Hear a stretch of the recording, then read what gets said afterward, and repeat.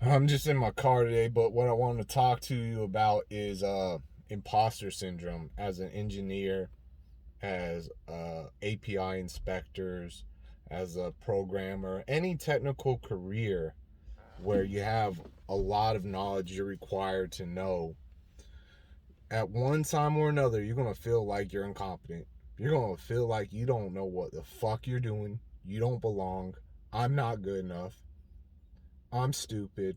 What am I doing here? I'm going to be exposed. They're going to fire me. I'm incompetent. It's just a matter of time. They're going to let me go. You know, these thoughts run through my head constantly. Constantly. I've got my professional engineering license. I've got several API inspection license.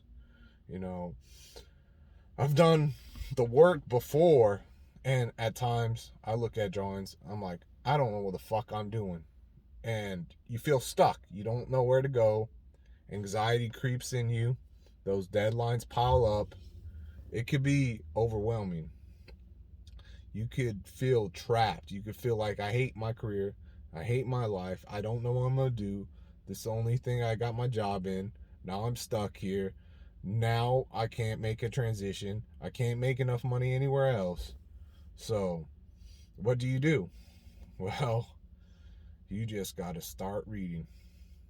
Just start somewhere, anywhere. 20 minutes, 30 minutes, just start.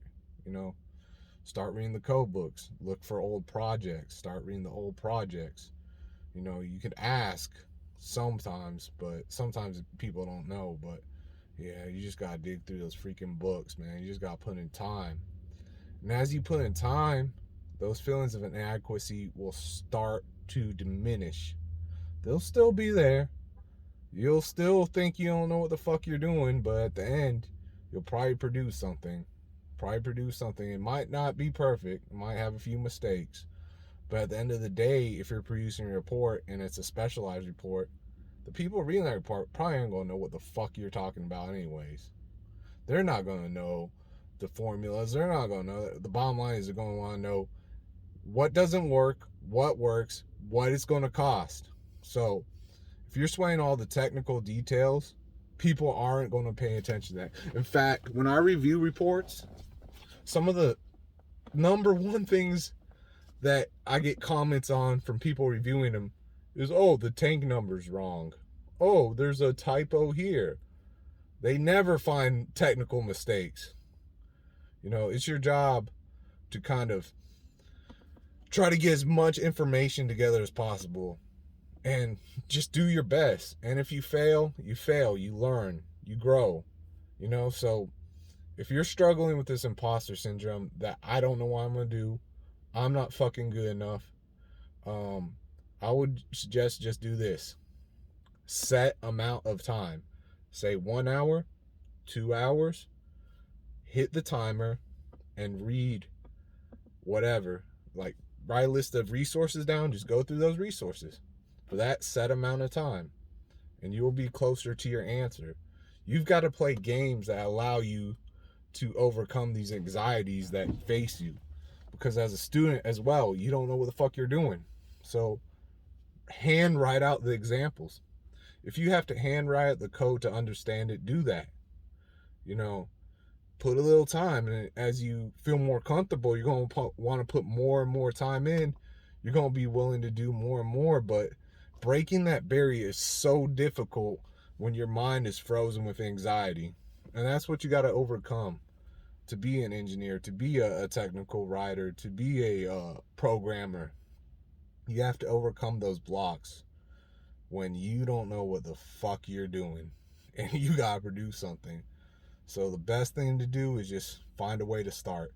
Find a system that works for you. You might have to manufacture a system on your own. That's why I say I use a stopwatch. I'm like, okay, no matter what happens, I'm gonna sit in this chair for this set amount of time. I'm not gonna get up. I'm not gonna get up for the next 2 hours. And when it's over, I'll give myself a break. Because your mind knowing that there's a time limit to your suffering will allow you to dig in and get the knowledge and details done. It'll allow you to work for just a set period of time And then whatever happens, leave it up to God, leave it up whatever happens. But to sit there and not be able to do anything, people are really going to question you. You're going to question your work ethic, even though it might not be your work ethic. It might just be a panic attack. It just might be anxiety. It just might be you feeling that you're not good enough. It happens. There's times your boss doesn't know what the fuck they're doing. And you ask him, and you figure out months later, he was wrong. He didn't know that.